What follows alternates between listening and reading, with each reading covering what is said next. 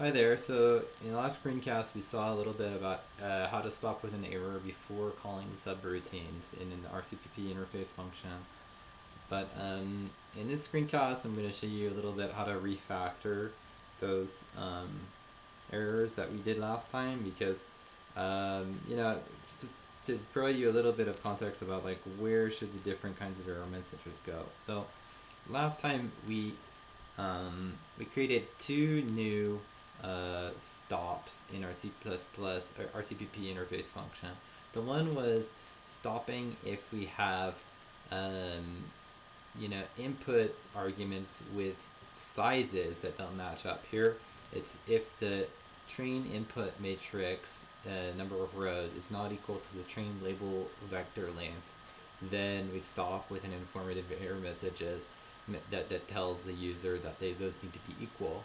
And actually that's a kind of, that's the canonical thing that you should check before you're running your subroutines, because basically, when we're calling our C++ code for doing the actual machine learning computations here the subroutine is called predict one to max neighbors matrix, and that's computing nearest neighbors predictions from 1 to max neighbors, number of neighbors, and for every observation in a test data matrix.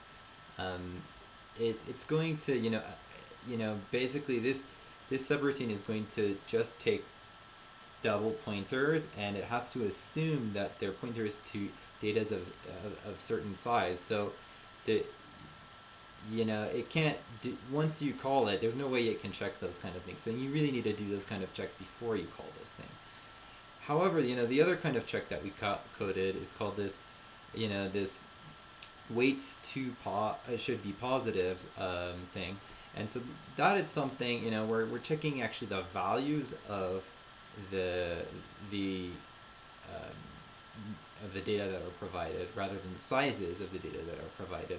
That's something that can be checked inside of the subroutine. So that's something that we should think about moving in there if we can, because if we eventually wanted to port the code to another system, like say Python or something else, then we wouldn't have to recode all of that logic. Here, the logic for detecting the weights, for detecting when there is an error condition on the weights, here it's very R specific code, and so there is an advantage of moving this code inside of that subroutine. So then we don't have to have R specific code anymore, and it can be portable to other systems. So to do that, let's think about how to do that. Here, what we can do is we can go into the definition in knn.cpp of this predict one to max neighbors matrix. And in here, you see that the arguments to this guy, they're all double pointers, pretty much, with some int arguments that tell the size of those double arrays. And so the one that we're interested in here is this weight pointer, this double pointer here.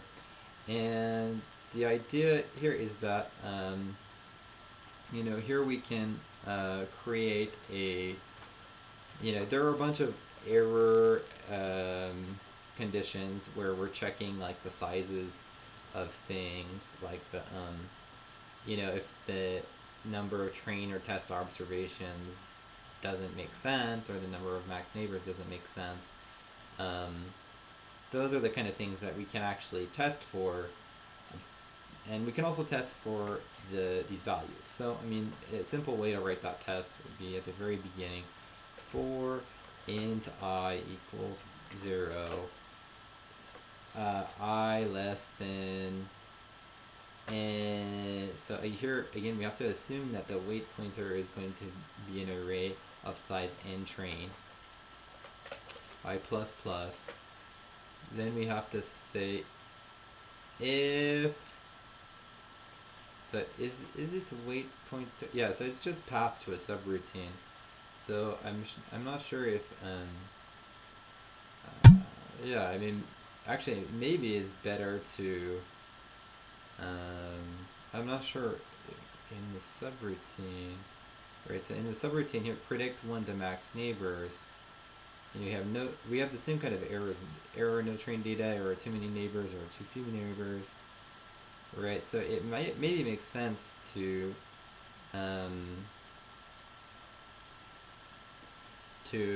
put the error message inside of that subroutine and then check for it there, but for now let's just put it inside of this function. So if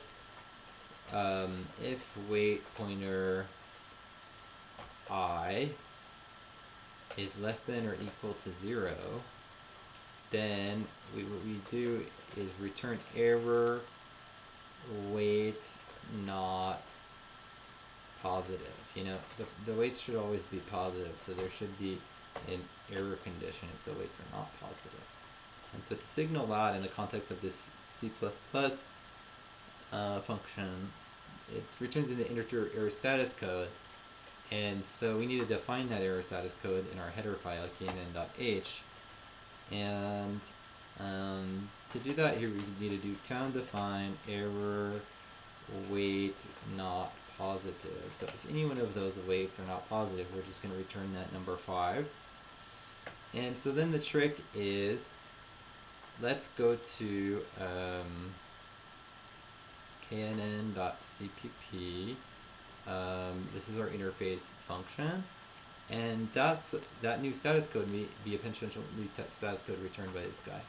And so in that case, you know, what we want to do is we want to move this error message down to the bottom afterwards, right? So if, here we're going to delete this logical vector now, if status equals error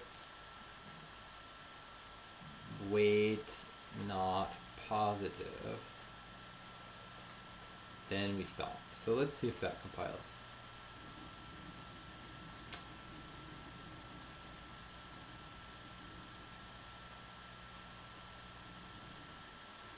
So, looks like there were a few warnings there because we were recompiling that code that's using the Kncpp libraries, but it looks like it compiled and installed, and the test passed just fine. So what that means is that in this refactored version of the code, now we have the detection of when the weights are positive inside of this predict 1 to max neighbors matrix subroutine. So then in our interface function, we don't have to have as much code which is R specific for detecting the error conditions. So in particular, now the detection of the error condition with respect to the weight values is happening inside of this C++ function.